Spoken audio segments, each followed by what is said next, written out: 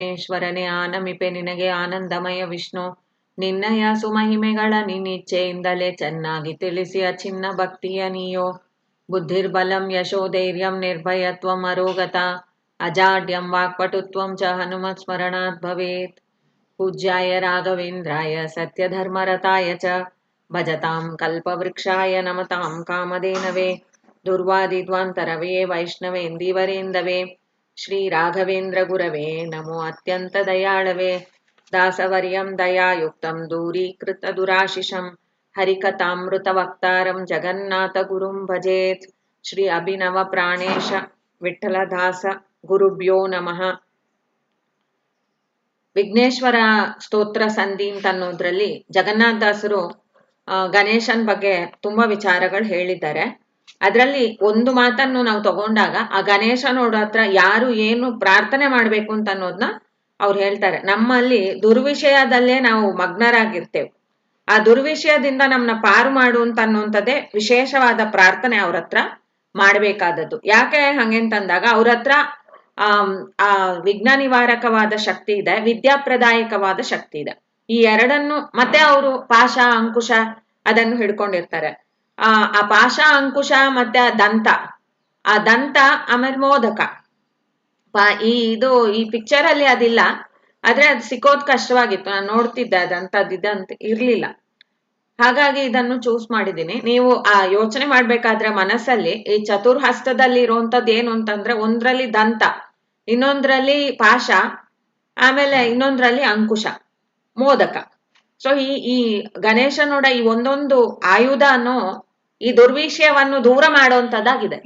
ದುರ್ವಿಷಯದಲ್ಲಿ ಮಗ್ನವಾಗಿಹ ಎನ್ನ ಮನ ಮಹಾದೋಷನ ದೋಷವೇ ಇಲ್ಲದ ಇರುವಂತ ಪರಮಾತ್ಮನ ಅಂಗ್ರಿಯಲ್ಲಿ ನನ್ನನ್ನು ಸೇರಿಸು ಅಂತಂತಾರೆ. ದುರ್ವಿಷಯನ್ನ ದೂರ ಮಾಡಿ ನನ್ನನ್ನು ಬಂದು ಪರಮಾತ್ಮನ ಪಾದದ ಒಂದು ನೆನಪಲ್ಲಿ ಇಡು ಅಂತ ಅನ್ನುವಂಥದ್ನ ಕೇಳ್ತಾರೆ. ಹಾಗ ಕೇಳೋದ್ರಿಂದ ನಾವು ಆ ದುರ್ವಿಷಯಕ್ಕೆ ಪರಿಹಾರ ಬಂದು ಇವ್ರ ಹತ್ರ ಇದೆ ಅಂತ ಅನ್ನೋದು ನಮಗೆ ಗೊತ್ತಾಗತ್ತೆ. ಆ ದುರ್ವಿಷಯ ಪರಿಹಾರಕವಾಗಿ ಸೂಚಿಸ್ತಾ ಇರುವಂತದ್ದೇ ಅವರೋಡ ಆ ಕೈಯಲ್ಲಿರುವಂತ ಆಯುಧಗಳು. ಅದನ್ನ ಇಲ್ಲಿ ಪ್ರಾಣೇಶ ದಾಸರು ಅಭಿನವ ಪ್ರಾಣೇಶ ದಾಸರು ಚಿಂತಿಸ್ತಾರೆ. ಈ ಮೊದಲನೇ ಚರಣದಲ್ಲಿ ಅವರು ಗಣೇಶನೋಡ ರೂಪವನ್ನು ಧ್ಯಾನ ಮಾಡೋದಿಕ್ಕೆ ಬೇಕಾದ ಒಂದು ವಿಷಯವನ್ನು ಕೊಡ್ತಾರೆ. ಕರಿರಾಜ ಕಂದರ ರಜತಾದ್ರಿ ಮಂದಿರ. ಕರಿರಾಜ ಅಂತ ಅನ್ನೋಂತ ಅಂದ್ರೆ ಆನೆಯೋಡ ಒಂದು ಕಂದರ ಅಂತಂದ್ರೆ ಕುತ್ತಿಗೆ ಅಂತ ಅರ್ಥ. ಅಂದ್ರೆ ತಲೆಯಲ್ಲಿ ಆ ಕುತ್ತಿಗೆ ಅಂತ ಅನ್ನುವಂಥ ಭಾಗದಿಂದ ತಾನೆ ಇವ್ರಿಗೆ ಆನೆಯದಿದೆ. ಅದರಿಂದ ಆನೆ ಅಂತ ಅನ್ನುವಂಥದ್ದು ಮುಖ ಇರೋಂಥವನೇ. ರಜತಾದ್ರಿ ಮಂದಿರ, ಅವರು ವಾಸ ಮಾಡುವಂಥದ್ದು ಯಾವುದು ಅಂತಂದ್ರೆ ಕೈಲಾಸದಲ್ಲಿ ವಾಸ ಮಾಡ್ತಾರೆ. ಆ ಕೈಲಾಸನ ಬಂದು ಯಾವಾಗ್ಲೂ ಬಂದು ಅದಷ್ಟು ಬಿಳಿಪ್ಪಾಗಿರೋದು, ಬೆಳ್ಳಗಿರೋದು, ಮತ್ತೆ ತೇಜೋಮಯವಾಗಿರೋದು ಅಂತಾರೆ. ಅಂತ ಜಾಗದಲ್ಲಿ ನೀನ್ ವಾಸ ಮಾಡ್ತೀಯ ಅಂತಂದ್ರು. ಆಮೇಲೆ ಉರಗ ಕಟಿ ಬಂಧನ ಮೂಷಿಕ ಸ್ಯಂದನ. ಉರಗ ಅಂತ ಅನ್ನುವಂಥದ್ದು ಒಂದು ಹಾವು. ಆ ಹಾವನ್ನು ಬಂದು ಅವ್ರ ಕಟಿಯಲ್ಲಿ ಸುತ್ಕೊಂಡಿರ್ತಾರೆ, ತಮ್ಮ ಹೊಟ್ಟೆಯಲ್ಲಿ ಬಿಗಿದಿರ್ತಾರೆ ಅಂತ ನಾವು ನೋಡಿರ್ತೇವೆ. ಆ ಹೊಟ್ಟೆಯಲ್ಲಿರುವಂತ ಹಾವಿಗ ಕೂಡ ತುಂಬಾ ಸಂಕೇತಗಳಿದೆ. ಮತ್ತೆ ಮೂಷಿಕ ಸ್ಯಂದನ, ಆ ಮೂಷಕನ ಬಂದು ಅವರು ವಾಹನವಾಗಿ, ಸ್ಯಂದನ ಅಂತಂದ್ರೆ ರಥ, ಯಾವುದ್ರಿಂದ ಅವರು ಒಂದು ಕಡೆಯಿಂದ ಇನ್ನೊಂದು ಕಡೆ ಹೋಗ್ತಾರೆ ಅಂತ ಅನ್ನೋದನ್ನ ಸ್ಯಂದನ ಹೇಳ್ತಾರೆ. ಇಲ್ಲಿ ಬಂದು ಮೂಷಿಕ ಸ್ಯಂದನ. ಮೂಷಿಕ ಅಂತ ಅನ್ನುವಂತ ಈ ಒಂದು ಸ್ಯಂದನ ಇಟ್ಟಿರೋಂತ, ಸ್ಯಂದನದ ಮೇಲೆ ಕೂತು ಸವಾರಿ ಮಾಡುವಂತ ಓ ಗಣೇಶನೇ ಅಂತ ಅರ್ಥ.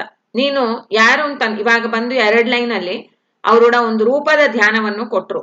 ಆಮೇಲೆ ಅಂತಾರೆ, ನೀನ್ ಯಾರು ಅಂತಂದ್ರೆ ನೀನ್ ಗಿರಿರಾಜ ಸುತೆ ಪಾರ್ವತಿಯೋಡ ಮೃದ್ಭವ ಅಂತ ಅನ್ನುವಂಥದ್ರಲ್ಲಿ ಆ ಪಾರ್ವತಿಯ ಮೈನ ಮಣ್ಣಿಂದ ಸೃಷ್ಟಿಯಾದ ಅಂತ ಪುರಾಣದಲ್ಲಿ ಬರುತ್ತೆ, ಕತೆ ಬರುತ್ತೆ. ಅದನ್ನೇ ಇಲ್ಲಿ ಅವ್ರು ಹೇಳಿದ್ದಾರೆ. ಅದರೊಳ ಆಧ್ಯಾತ್ಮಿಕ ಅರ್ಥವನ್ನು ನಾವು ತಿಳಿಬೇಕಷ್ಟೇ. ಗಿರಿರಾಜ ಸುತೆ ಅಂತ ಅನ್ನುವಂಥದ್ದು ಹಿಮಪರ್ವತದ ಮಗಳಾಗಿ ಪಾರ್ವತಿ ಜನಿಸಿದ್ಲು. ಪಾರ್ವತಿಯೋಡ ಒಂದು ಸೃಷ್ಟಿಯ ತಾನೆ ಈ ಮೃದ್ಭವ ಅಂತ ಅನ್ನುವಂಥ ಶಬ್ದದಿಂದ ಪಾರ್ವತಿ ಮತ್ತೆ ಮಹೇಶ್ವರ ಇಬ್ರು ಕೂಡ. ಕರ ಚತುಷ್ಟಯ ಹಂಗೆಂತ ಅನ್ನೋದ್ರೆ 4 ಕರಗಳಿದೆ. ಚತುಷ್ಟಯ ಅಂತಂದ್ರೆ 4 ಕೈಗಳಿದೆ. ಒಂದು ಬಂದು ದಶನ ಅಂತಂದ್ರೆ ಇದು ದಂತ, ಮೋದಕ ಅಂತ ಅನ್ನೋದು ನಮಗೆ ಇದು ಗೊತ್ತಿದೆ. ಮತ್ತೆ ಪಾಶ ಅಂಕುಶ, ಈ 4 ಆಯುಧಗಳು ಅಂದ್ರೆ ಅವ್ರು ಏನ್ ಕೈಯಲ್ಲಿ ಹಿಡ್ಕೊಂಡಿದ್ದಾರೆಯೋ ಅದನ್ನು ನಾವಿಲ್ಲಿ ಆಯುಧ ಅಂತ ಹೇಳ್ತೀವಿ. 4 ಆಯುಧಗಳನ್ನು ಹಿಡ್ಕೊಂಡು ಆಮೇಲೆ ಅವರು ಅಂಕುಶಧರ, ಅದಾದ್ಮೇಲೆ ಕುಂಕುಮಾಂಬರ. ಅಂಬರ ಅಂತಂದ್ರೆ ಬಟ್ಟೆ, ಅವ್ರೇನು ವಸ್ತ್ರವನ್ನು ಧಾರಣೆ ಮಾಡಿದ್ದಾರೆ ಅಂತಂದ್ರೆ ಕುಂಕುಮದ ಬಣ್ಣ ಅಂದ್ರೆ ಕೆಂಪಿನ ವಸ್ತ್ರಗಳನ್ನು ಧಾರಣೆ ಮಾಡಿದ್ದಾರೆ. ಲಂಬೋದರ, ಅವ್ರಿಗೆ ದೊಡ್ಡದಾದ ಉದರ ಇದೆ. ಆಮೇಲೆ ಶೂರ್ಪಕರ್ಣ, ಅವ್ರ ಕಿವಿ ದೊಡ್ಡದಾದ ಕಿವಿ, ಅಗಲವಾದ ಕಿವಿ ಇದೆ. ಮಂಗಳಾಂಗನೆ, ಈ ಎಲ್ಲಾ ಇವಾಗ ಡಿಸ್ಕ್ರೈಬ್ ಮಾಡಿದ ಒಂದು ರೂಪ ಇದಲ್ವಾ, ಅದ್ ನೋಡಿದ್ರೆ ಏನೋ ಒಂದು ದೊಡ್ಡದಾದ ಹೊಟ್ಟೆ ಅಂತಾರೆ, ದೊಡ್ಡದ ಅಗಲವಾದ ಕಿವಿ ಅಂತಾರೆ, ಏನೇನೋ ವಿಷಯ ಎಲ್ಲ ಬರತ್ತಲ್ಲ. ಆದ್ರೆ ಆ ಎಲ್ಲಾ ವಿಷಯ ಅಂತ ಅನ್ನೋಂಥದ್ದು ಸೇರಿದಾಗ ಈ ಯಾವ ದೇವತೆಯನ್ನು ನಾವು ಹೇಳ್ತಾ ಇದ್ದೇವೋ ಪಾರ್ವತಿ ಪುತ್ರನಾಗಿರುವಂತ ಗಣೇಶ ಮಂಗಳವಾದ ಅಂಗಗಳು ಅಂತಂದ್ರು. ಈ ಅಂಗಗಳು ಯಾವ್ದು ನಾವ್ ಇವಾಗ ಹೇಳ್ತಾ ಇದ್ದೇವೋ ಲೋಕದಲ್ಲಿ ಇರೋ ಹಂಗ ವಿಕಾರವಾದ ಹೊಟ್ಟೆ ಅಂತಂದ್ರೆ ಅದೊಂದು ದುರ್ಗುಣ, ದೇಹಕ್ಕೆ ಇರುವಂತ ಒಂದು ದುರ್ಗುಣವಾಗಿರೋದು. ಆದ್ರೆ ಅವ್ರಿಗೆ ಹಾಗಲ್ಲ, ಅದು ಒಂದು ಅವ್ರಿಗೆ ಬೇಕಾಗಿರುವಂತ ಗುಣ. ಅವ್ರ ಹತ್ರ ಇರುವಂತ ಹೊಟ್ಟೆ ಅಂತ ಅನ್ನೋದು ನಮ್ದಂಗ ಮನುಷ್ಯರಲ್ಲಿ ಇರುವಂತ ತ್ರಿಗುಣಾತ್ಮಕವಾಗಿ ಈ ಆಹಾರದಿಂದ ತಿಂದಿರುವಂತದ್ದಲ್ಲ. ಅವ್ರಿಗೆ ಆಹಾರ ಅಂತ ಅನ್ನೋದು ಕೂಡ ಬೇಡವೇ ಬೇಡ ಅಂತಾರೆ ದೇವತೆಗಳಿಗೆ, ಅಷ್ಟು ಅತಿ ಸೂಕ್ಷ್ಮವಾಗಿರುವಂತವ್ರು ಅವರೆಲ್ಲ. ಆ ರೂಪ ಅಂತ ಅನ್ನುವಂಥದ್ದು ಅದು ಅವರೋಡ ಒಂದು ಕಾರ್ಯವನ್ನು ನಡೆಸೋದಕ್ಕೆ ಬೇಕಾದ ರೂಪವಾಗಿದೆ. ಅದಕ್ಕೆ ಅದನ್ನ ಮಂಗಳ ಅಂತಂದ್ರು. ಯಾವುದು ಬಂದು ಚಿಂತನೆ ಮಾಡೋದ್ರಿಂದ ನಮಗ ಮಂಗಳ ಕೊಡತ್ಯೋ ಅಂತ ಅದು ಬಂದು ಸ್ವಯಂ ಮಂಗಳವಾಗಿಯೇ ಇರತ್ತೆ ಅಂತ. ಭಸ್ಮಾಂಗನೆ ದರಿಪ ಭಂಜನ ಖಳ ಪೂರ್ವ ದೇವತೆಗಳ ಹರಿ ವಿಶ್ವ ಅಭಿನವ ಪ್ರಾಣೇಶ ವಿಠಲನ ಚರಣವಾರಿಜ ಭೃಂಗ ನತ ದಯಾಪಾಂಗ. ಯಾರು ಇವರಿಗೆ ನಮಿಸ್ತಾರ್ಯೋ, ನತ ಅಂತಂದ್ರೆ ನಮಿಸ್ತಾರ್ಯೋ, ಅವರಿಗೆ ಬಂದು ದಯಾ ದೃಷ್ಟಿಯಿಂದ ನೋಡ್ತಾರೆ. ಅಪಾಂಗ ಅಂದ್ರೆ ಒಂದು ದೃಷ್ಟಿ, ಆ ದಯಾ ದೃಷ್ಟಿಯಿಂದ ಅವ್ರು ನಮ್ಮ ಮೇಲೆ ಕಣ್ಣನ್ನು ಬೀರ್ತಾರೆ. ಅವರು ಯಾರು ಪ್ರಾಣೇಶ ವಿಠಲನು ಅಂದ್ರೆ ಅಭಿನವ ಪ್ರಾಣೇಶ ವಿಠಲನ ಚರಣ ವಾರಿಜ ಭೃಂಗ. ಸ್ವಯಂ ಹೆಂಗಿದ ಶ್ರೀಶನ್ ಅಂಗ್ರಿ ಸರೋಜ ಭೃಂಗ ಅಂತಂದ್ರು ಜಗನ್ನಾಥ ದಾಸರು. ಶ್ರೀಶ ಅಂತ ಅನ್ನುವಂಥವನೇ ಇಲ್ಲಿ ಬಂದು ಅಭಿನವ ಪ್ರಾಣೇಶ ವಿಠಲ. ಆ ಅಭಿನವ ಪ್ರಾಣೇಶ ವಿಠಲನ ಇರುವಂತ ಶ್ರೀ ಅಂತ ಅನ್ನುವಂತ ಲಕ್ಷ್ಮೀ ದೇವಿಯೋಡ ಪತಿಯಾಗಿರುವಂತ ಈ ಶ್ರೀಹರಿಯೋಡ ಚರಣ ವಾರಿಜ ಅಂದ್ರೆ ಚರಣ ಪದ್ಮ ಅಂತ ಅರ್ಥ. ಯಾವ ಚರಣ ಎಲ್ಲಾ ಕಡೆಯಲ್ಲೂ ತುಂಬಿದ್ರು ಕೂಡ ಅದ್ ಯಾವ ಅಂಟು ಇಲ್ದೇ ಇದೆಯೋ ಅಂತ ಚರಣ. ಯಾವ ಚರಣವನ್ನು ನೆನೆಸೋದ್ರಿಂದ ನಮಗ್ ಭವವೇ ದೂರ ಆಗತ್ಯೋ ಅಂತ ಚರಣ ಅಂತಂದ್ರು. ಈ ಪದ್ಮ ಅಂತ ಅನ್ನುವಂಥದ್ದೇ ಒಂದು ವಿಲಕ್ಷಣವಾಗಿರುವಂಥದ್ದು. ಆ ಪದ್ಮವನ್ನು ನೆನೆಸೋದ್ರೆ, ಆ ಪರಮಾತ್ಮನೋಡ ಪಾದ ಪದ್ಮವನ್ನು ನೆನೆಸೋದ್ರೆ ಆ ಜೀವನಿಗೆ ಬಂದು ಭವ ಸಂಸಾರವೇ ನಾಶ ಆಗತ್ತೆ. ಅಂತ ಭವ ಸಂಸಾರ ನಾಶನ ಮಾಡೋದಕ್ಕೆ ನಮಗೆ ಅನುಗ್ರಹ ಮಾಡುವಂತ ಒಂದು ದೇವತೆ, ಅವನು ಯಾವಾಗ್ಲೂ ಆ ಪರಮಾತ್ಮನ ಪಾದದಲ್ಲಿಯೇ ಮನಸ್ಸಿಟ್ಟಿರುವಂತವ್ರಾಗಿದ್ದಾರೆ. ಅಂತ ಅವರು ಯಾರು ಅವ್ರಿಗೆ ನಮಿಸ್ತಾರ್ಯೋ ಅಂದ್ರೆ ಯಾರಿಗ್ ಗಣೇಶನಿಗೆ ನಮಿಸ್ತಾರ್ಯೋ ಅವ್ರಿಗೆ ಬಂದು ದಯೆಯಿಂದ ಅವರು ದಯಾ ದೃಷ್ಟಿಯನ್ನು ಬೀರ್ತಾರೆ ಅಂತಂದ್ರು. ಈ ಮೊದಲನೇ ಚರಣದಲ್ಲಿ ಇದು ಬಂದು ಸ್ಥೂಲವಾದ ಅರ್ಥ. ಆದ್ರೆ ಒಳಗೆ ಇರುವಂತ ಅರ್ಥ ಏನು ಅಂತಂದಾಗ ಅವರೋಡ ಆ ಗಜಮುಖ ಅಂತ ಅನ್ನೋದು ಅವ್ರಿಗೆ ಯಾಕೆ ಬಂತು ಅಂತ ಅನ್ನೋಂತ ಒಂದು ಆ ಕತೆ ಅಂತ ಅನ್ನೋದು ಪುರಾಣದಲ್ಲಿ ಇರೋಂತ ಕತೆ ಅದಿದೆ. ಬಟ್ ಆ ಪುರಾಣದ ಕಥೆಯನ್ನು ಸರಿಯಾಗಿ ಅರ್ಥ ಮಾಡ್ಬೇಕು ಅಂತ ಅನ್ನೋತಾನೆ ಆಚಾರ್ಯ ಮಧ್ವರ್ ಕೊಟ್ಟಿರುವಂತ ಒಂದು ತೀರ್ಪು. ಅವ್ರ ತೀರ್ಮಾನ ಏನ್ ಹೇಳಿದ್ರು, ಪುರಾಣ ಅಂತ ಅನ್ನುವಂಥದ್ರಲ್ಲಿ 3 ವಿಧವಾದ ಭಾಷೆಗಳಿದೆ. ಸಮಾಧಿ ಭಾಷೆ, ದರ್ಶನ ಭಾಷೆ ಅಂತಲ್ಲ, ಆ ಗುಹ್ಯ ಭಾಷೆ.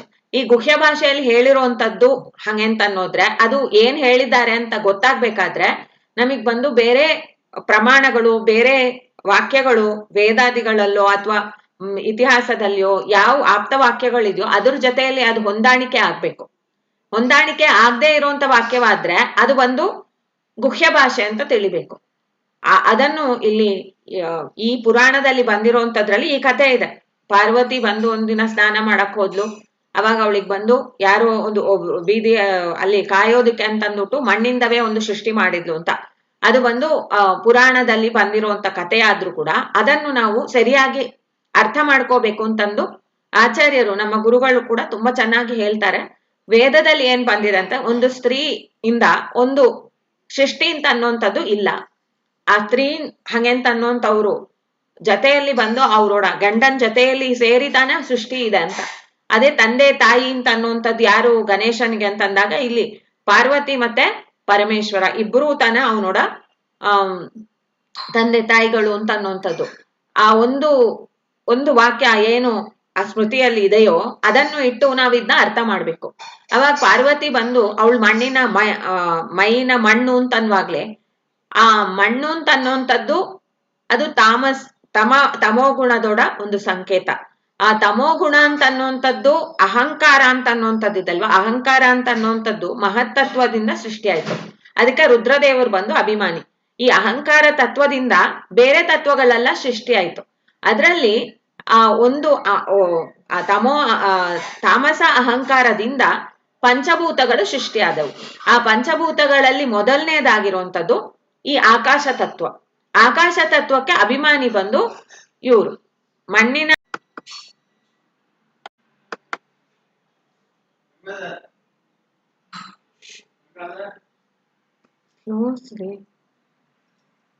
ತಾಮಸ ಅಹಂಕಾರ ಅಂತ ಅನ್ನುವಂಥದ್ರಿಂದ ಹುಟ್ಟಿರೋದ್ರಿಂದ ಅದನ್ನ ಮಣ್ಣು ಅಂತ ಹೇಳಿದ್ರು. ಪಾರ್ವತಿ ದೇವಿಯೊಡ ಮೈಯಿಂದ ಇರುವಂತ ಮಣ್ಣು ಅಂತ ಅನ್ನೋದ್ರೆ ಆ ಪಾರ್ವತಿ ದೇವಿ ಬಂದು ಎಷ್ಟು ಶುದ್ಧಳು ಅಂತ ಅನ್ನೋಂಥದ್ನ ನಮಗ್ ಗೊತ್ತು. ಆ ಅಲ್ಲಿ ಮಣ್ಣು ಇದೆ ಅಂತ ಅನ್ನೋದು ಏನ್ ಅರ್ಥ ಅದಕ್ಕೆ ಅಂತ ಅನ್ನೋದನ್ನ ಆಲೋಚನೆ ಮಾಡಿ, ಅದು ಗುಹ್ಯ ಭಾಷೆಯಲ್ಲಿ ಹೇಳಿರುವಂತ ವಿಚಾರ. ತಾಮಸ ಅಹಂಕಾರ ಅಂತ ಅನ್ನೋಂಥದ್ಲಿಂದ ಹುಟ್ಟಿದ್ರಿಂದ ಅದನ್ನ ಸಾಂಕೇತಿಕವಾಗಿ ಮಣ್ಣು ಅಂತ ಹೇಳಿದ್ರು ಅಂತ ಅನ್ನೋದನ್ನ, ಅದಕ್ಕೆ ಇಲ್ಲಿ ಪಾರ್ವತಿಯೋಡ ಮೃದ್ ಭವ ಅಂತಂದ್ರು. ಅದನ್ನ ನಾವು ಸರಿಯಾಗಿ ಅರ್ಥ ಮಾಡ್ಬೇಕು ಅಂತಂದ್ರು. ಆಮೇಲೆ ಈ 4 ಆಯುಧಗಳ ಬಗ್ಗೆ ನಾವು ಈಗ ಸ್ವಲ್ಪ ಹೊತ್ತಿಗಿಂತ ನೋಡಿದೆವು. ದಶನ ಅಂತಂದ್ರೆ ದಂತ ಅಂತಂದ್ರು. ಆ ದಂತ ಅಂತ ಅನ್ನೋದ್ರೆ ಹಲ್ಲು ಹಂಗೆಂತ ಅನ್ನೋಂಥದ್ದು ಕೂಡ ಅಹಂಕಾರಕ್ಕೆ ಬಂದು ಅದು ಅಹಂಕಾರನ ಬಂದು ನಾವು ಮುರಿದಿಡ್ಬೇಕು ಅಂತ, ಅಂದ್ರೆ ಅಹಂಕಾರವನ್ನು ಇಟ್ಕೊಂಡಿರ್ಬಾರ್ದು ಅಂತ. ಯಾವಾಗ ನಮ್ಗೆ ಬಂದು ಈ ದೋಷ ಅಂತ ಅನ್ನೋದು ಬರುತ್ತೆ ಲೋಕದಲ್ಲಿ ಅಂತಂದ್ರೆ ಈ ಅಹಂಕಾರಾದಿಗಳಿಂದ ತಾನೆ ನಾವು ನಂದು ನಾನು ಹಂಗೆಂತ ಅನ್ನೋದನ್ನೇ ನಾನು ನಿಲ್ಲಿಸ್ಕೋಬೇಕು, ನಂದ ಇರೋದ್ರಿಂದ ಅದ್ ನನಗೆ ಉಳಿಬೇಕು ಅಂತ ಒಂದು ಚಿಂತನೆ ಬಂದಾಗ ದುಷ್ಟ ಪ್ರವೃತ್ತಿಯಲ್ಲಿ ಮನುಷ್ಯರು ತೊಡಗ್ತಾರೆ. ಆ ಅಹಂಕಾರ ಅಂತ ಅನ್ನೋಂಥದ್ದು ನಮ್ಮ ಎಲ್ಲಾ ಒಳ್ಳೆ ಗುಣಗಳನ್ನು ಕೂಡ ಅದು ಕೆಡಿಸ್ಬಿಡತ್ತೆ. ಆ ಅಹಂಕಾರವನ್ನು ಮುರಿದು ಕೈಯಲ್ಲಿ ಇಟ್ಕೊಂಡ್ಬಿಟ್ಟಂತ, ಕೈಯಲ್ಲಿ ಇಟ್ಕೊಂಡಿದ್ದಾನ ಅಂದ್ರೆ ಅವನ್ ಕೈಯಲ್ಲಿದೆ ಅಂತ ಅರ್ಥ. ಏನು ನಾವು ಅವ್ರಿಗೆ ಶರಣಾದ್ರೆ ನಮ್ಮ ಅಹಂಕಾರ ಅಂತ ಅನ್ನೋದನ್ನ ಅವ್ರು ಕಡಿತಾರೆ ಅಂತ.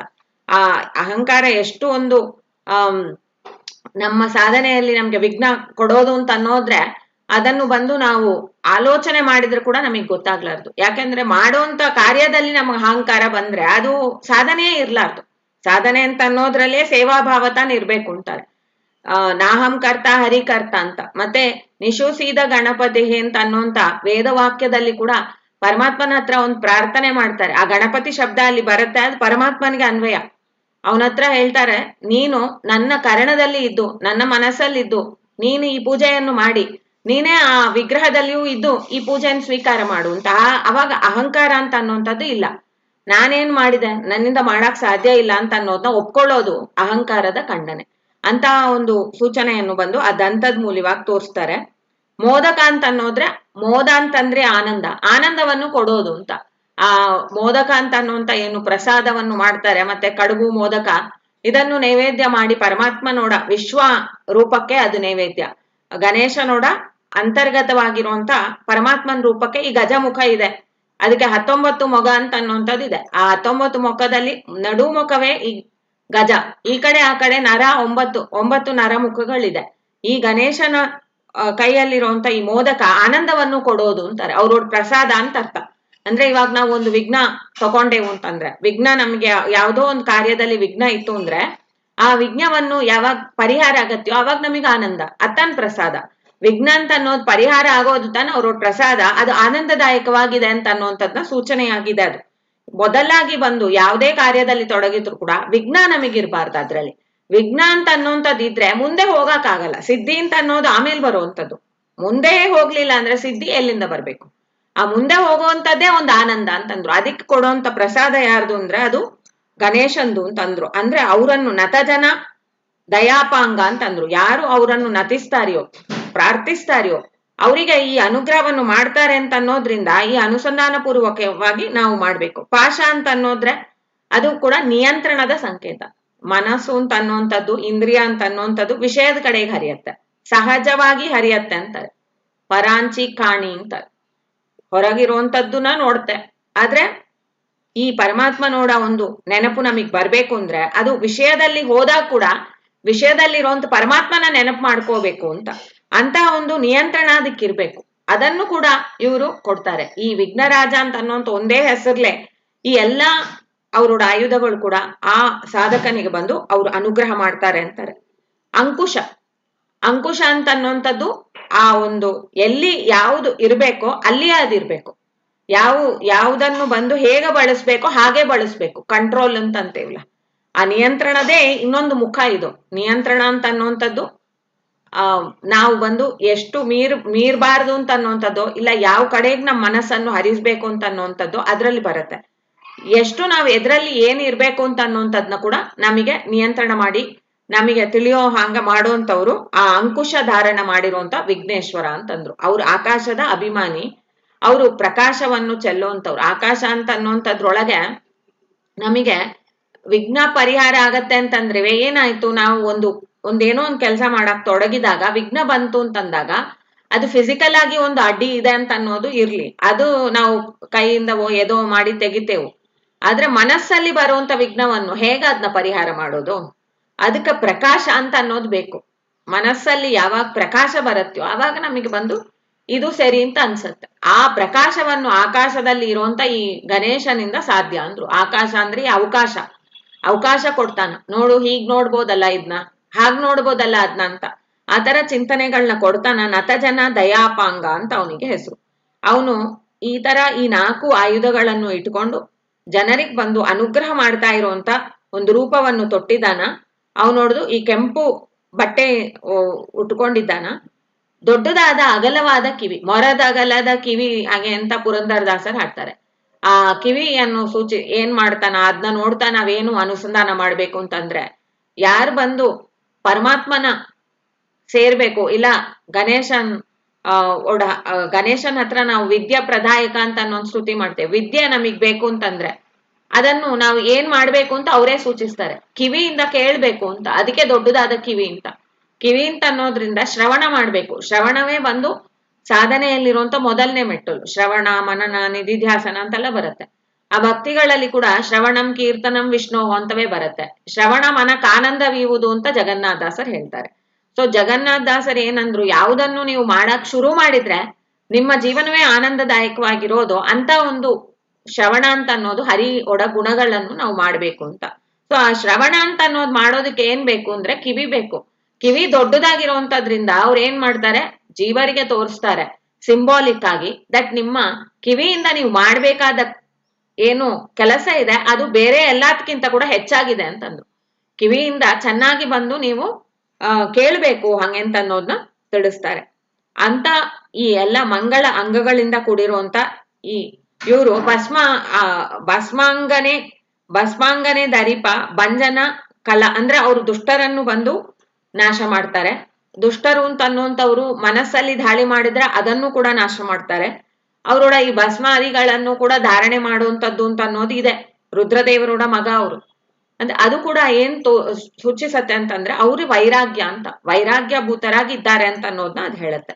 ಇಂಥ ವೈರಾಗ್ಯ ಮೂರ್ತಿ ಆಗಿರುವಂತ ಈ ಗಣೇಶನ್ನ ನಾವು ಸ್ತೋತ್ರ ಮಾಡಿ ಅವ್ರಿಗೆ ಶರಣ ಆದ್ರೆ ಅವರು ನಮ್ಮ ಸಾಧನೆಯಲ್ಲಿರುವಂತ ವಿಘ್ನಗಳನ್ನ ಪರಿಹಾರ ಮಾಡ್ತಾರೆ ಅಂತ ಅನ್ನೋದನ್ನ ಅಭಿನವ ಪ್ರಾಣೇಶ್ ದಾಸರು ಹೇಳ್ತಾರೆ. ಆಮೇಲೆ ಅವರ ಅವತಾರ ರೂಪಗಳನ್ನ ಹೇಳ್ತಾರೆ. ಈ ಅವತಾರ ರೂಪಗಳಲ್ಲಿ ಅವರು ದ್ವಾಪರ ಯುಗದಲ್ಲಿ 3ನೇ ಯುಗದಲ್ಲಿ ರುಕ್ಮಿಣಿಯಲ್ಲಿ ಬಂದು ಅವರು ಚಾರುದೇಶನ ಅಂತ ಅನ್ನುವಂತ ಹೆಸರಲ್ಲಿ ಹುಟ್ಟಿದ್ರು. ಕೃಷ್ಣ ಮತ್ತೆ ರುಕ್ಮಿಣಿ. ಆ ಕಾಲದಲ್ಲಿ ತುಂಬಾ ರಾಕ್ಷಸರು ಇದ್ರು. ಅವರು ಅವಧ್ಯರಾಗಿ ಸ್ವಲ್ಪ ರುದ್ರದೇವರ ಹತ್ರ ವರ ಪಡ್ಕೊಂಡು ತುಂಬಾ ಅವಧ್ಯರಾಗಿದ್ರು. ಬೇರೆ ಯಾರಿಂದ ಅವ್ರನ್ನ ಸಂಹಾರ ಮಾಡದೇ ಇರುವಂತ ಒಂದು ಸಂದರ್ಭ. ಅಂದ್ರೆ ಇನ್ನೂ ಎತ್ತರವಾದವ್ರಿಲ್ಲ, ಅದಕ್ಕಿಂತ ಕೆಳಗಿರುವಂತವ್ರು ಎಷ್ಟೋ ಜನ ಅವ್ರ ಹತ್ರ ಯುದ್ಧ ಮಾಡಿ ಸೋಲ್ತಾ ಇದ್ರು.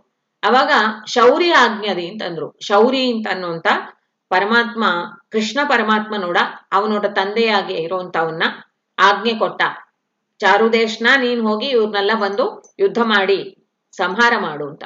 ಅವಾಗ ಆ ಗಣೇಶ ಬಂದು ಚಾರುದೇಶನ ರೂಪದಲ್ಲಿ ಈ ಅವಧ್ಯರಾಗಿರುವಂತ ಈ ಯಾವ ರಾಕ್ಷಸರು ಇದ್ರೋ ಅವರನ್ನೆಲ್ಲ ಸಂಹಾರ ಮಾಡಿದ ಅಂತಂದ್ರು. ಕ್ರೂರಿ ಆಗಿರುವಂತ ಈ ರಾಕ್ಷಸರು ಸತ್ತ ಮೇಲೆ ಭೂಮಿ ಭಾರ ಬಂದು ಇಳಿತು ಅಂತಂದ್ರು. ಆ ಭೂಮಿ ಭಾರವನ್ನು ಇಳುಹಿದೆ. ಆಮೇಲೆ ನೀನು ತಾರಕಾರಿ ಅನುಜ, ತಾರಕಾಸುರನ ಸಂಹಾರ ಮಾಡಿದ ಅವನು ಯಾರು ಅಂದ್ರೆ ಕಾರ್ತಿಕೇಯ, ಇವರೋಡ ಅಣ್ಣ. ಅದಕ್ಕೆ ನೀನ್ ತಾರಕಾರಿ ಅನುಜ. ನತಜನ ಸುರಭುಜ, ನೀನು ಯಾರು ನಿನ್ನನ್ನು ಬಂದು ಸ್ತೋತ್ರ ಮಾಡ್ತಾರಿ ಅವ್ರಿಗೆ ನೀನು ಕಾಮನೆಗಳನ್ನೆಲ್ಲ ಪೂರೈಸ್ತಿ. ಆ ಹೆಂಗ ಒಂದು ಕಲ್ಪವೃಕ್ಷ ಕಲ್ಪ ಕಾಮಧೇನು ಅಂತೆಲ್ಲ ನಾವು ಹೇಳ್ತೇವೆ. ಅಂದ್ರೆ ಅದು ಯಾವುದನ್ನು ಯಾರಾದ್ರೂ ಚಿಂತಿಸ್ತಾರೆಯೋ ಅವ್ರಿಗೆ ಅದು ಸುರಿಸ್ತಾರೆ ಅದನ್ನು. ಆತರ ಇವ್ರಿಗೆ ಬಂದು ಆ ಒಂದು ಗುಣ ಇದೆ ಅಂತಾರೆ. ಬೇರೆ ದೇವತೆಗಳಿಗಿಂತ ಭಿನ್ನವಾಗಿ ಇವ್ರ ಹತ್ರ ಒಂದು ಗುಣ ಇದೆ ಅಂತ ಆಚಾರ್ಯ ಮಧ್ವರು ಕೂಡ ತಂತ್ರಸಾರ ಸಂಗ್ರಹದಲ್ಲಿ ಇವ್ರನ್ನ ಕ್ಷಿಪ್ರ ಪ್ರಸಾದಾಯ ನಮಃ ಅಂತ, ಅವರಿಗೆ ಹೋಮ ಮಾಡುವಾಗ್ಲೂ ಕೂಡ ಅಗ್ನಿಯಲ್ಲಿ ಆಹುತಿ ಕೊಡ್ಬೇಕಾದ್ರೆ ಕ್ಷಿಪ್ರ ಪ್ರಸಾದಾಯ ಹಂಗೆಂತಂದು ಅವ್ರನ್ನ ಇದು ಈ ಆಹುತಿ ಕ್ಷಿಪ್ರ ಪ್ರಸಾದರಾಗಿರುವಂತ ಅವ್ರಿಗೆ ಅಂತ. ಅಂದ್ರೆ ಕ್ಷಿಪ್ರ ಪ್ರಸಾದ ಅಂತಂದ್ರೆ ತಕ್ಷಣವೇ ಆ ಫಲವನ್ನು ನೀಡುವಂತವ್ರು ಅಂತ. ಲೋಕದಲ್ಲಿ ಬಂದು ಎಷ್ಟೋ ವಿಧವಾದ ಪ್ರಾರ್ಥನೆಗಳಿರತ್ತೆ, ಯಾವ್ದ್ಯಾವ್ದೋ ಬಂದು ನಮ್ಗೆ ಯಾವಾಗಾದ್ರೂ ಪರವಾಗಿಲ್ಲ ಅಂತ ಇರತ್ತೆ. ಅದೇ ಕೆಲವ್ದು ಬಂದು ಇವಾಗ್ಲೇ ಆಗ್ಬೇಕು ಅಂತ ಇರತ್ತೆ. ಅವಾಗ ಆ ಕ್ಷಿಪ್ರ ಪ್ರಸಾದರಾಗಿ ಇರುವಂತ ಗಣೇಶನ್ನ ಸ್ತೋತ್ರ ಮಾಡ್ತಾರಂತೆ. ಗಣೇಶನ್ ಹೋಮ ಅಂತ ಅನ್ನುವಂಥದ್ದು ಮಾಡ್ತಾರೆ. ಅವಾಗ ಈ ಶ್ಲೋಕವನ್ನು ಹೇಳ್ರಿ ಅಂತ ಆಚಾರ್ಯರೇ ಕೊಟ್ಟಿದ್ದಾರೆ. ತಕ್ಷಣವೇ ಫಲ ಸಿಕ್ಕತ್ತೆ ಅಂತ ಒಂದು ಕ್ವಿಕ್ ಆಗಿ ಕೊಡುವಂತವ್ರಾಗಿದ್ದಾರೆ ಅಂತ ತಿಳಿಸ್ತಾರೆ. ನತಜನ ಸುರಭೂಜ ಮಾರಪಿತ ಅಭಿನವ ಪ್ರಾಣೇಶ ವಿಠಲನ ಭೂರಿ ಕರುಣಕ್ಕೆ ಪಾತ್ರ ಶೌರಿ ಹರಪುತ್ರನು ಹರಿಪುತ್ರ ಅಂತ ಬಂದಿದೆ. ಶೌರಿ ಹರಿ ಅಂತನ್ನುವಾಗ ಕೃಷ್ಣ ಪುತ್ರ ಅಂತ ಅರ್ಥ. ಕೃಷ್ಣನೋಡ ಮಗನಾಗಿ ಬಂದಿ ಈ ಪೂರ್ತಿ ಈ ಸೆಕೆಂಡ್ ಚರಣ ಪೂರ್ತಿಯಾಗಿ ಕೂಡ ಇವರೋಡ ಈ ಕೃಷ್ಣಾವತಾರದಲ್ಲಿ ಇವರು ಮಾಡಿರೋಂತ ಒಂದು ಕಾರ್ಯವನ್ನೇ ಹೇಳ್ತಾರೆ. ಕೃಷ್ಣನೋಡ ಅವತಾರದಲ್ಲಿ ಅವನು ತುಂಬಾ ದೇವತೆಗಳು ಬಂದಿದ್ರು, ಎಲ್ಲಾ ದೇವತೆಗಳಿಗೆ ಕೂಡ ಅಪ್ಪಣೆ ಕೊಟ್ಟಿದ್ದ, ಎಲ್ಲಾರು ಬಂದು ಕೆಳಗ್ ಭೂಮಿಗೆ ಬನ್ನಿ ಈ ಅವತಾರದಲ್ಲಿ ಅಂತ. ಅವಾಗ ಷಣ್ಮಹಿಷಿಯರಿಗೆ ಕೂಡ ಒಂದು ಅವಕಾಶ ಇತ್ತು ಅಂತಾರೆ. ಬೇರೆ ಯಾವ ಅವತಾರದಲ್ಲಿ ಕೂಡ ಷಣ್ಮಹಿಷಿಯರು ಬಂದದಿಲ್ಲ, ಆದ್ರೆ ಕೃಷ್ಣಾವತಾರದಲ್ಲಿ ಅವರು ಬಂದಿದ್ರು. ಈಗ ಈ ವಿಘ್ನರಾಜ ಅಂತ ಅನ್ನುವಂತ ಗಣೇಶ ಯಾರು ಹರಪುತ್ರನಾಗಿರುವಂತವನೇ ಹರಿಪುತ್ರನಾದ ಅಂತಂದ್ರು. ಹರಿ ಯಾರು? ಶೌರಿ, ಆ ಶೂರ ವಂಶದಲ್ಲಿ ಹುಟ್ಟಿದ ಈ ಯದುಕುಲ ಸ್ವಾಮಿಯಾಗಿರುವಂತ ಕೃಷ್ಣನೋಡ ಮಗನಾಗಿ ಇವನು ಜನಿಸಿದ ಅಂತಂದ್ರು. ಆದ್ರೆ ಅವನ್ ಮೂಲ ರೂಪ ಯಾವುದು? ಪಾರ್ವತಿ ಮಗನೇ. ಅವನು ಹುಟ್ಟಿದ್ದು ಆ ತಾಮಸ ಅಹಂಕಾರದಿಂದ ಬಂದಿರುವಂತ ಆಕಾಶಕ್ಕೆ ಅಭಿಮಾನಿಯಾಗಿ ಅವನು ಹುಟ್ಟಿದ. ಹಾಗಾಗಿ ಅವನ ಬಂದು ಇಲ್ಲಿ ವ್ಯತ್ಯಾಸವಾಗಿ ಹೇಳಿ ಹರಿಪುತ್ರ ಅಂತ ಕರೆದು. ನೀನು ಆ ಅಭಿನವ ಪ್ರಾಣೇಶ ವಿಠಲನ ಭೂರಿ ಕರುಣಕ್ಕೆ ಪಾತ್ರ.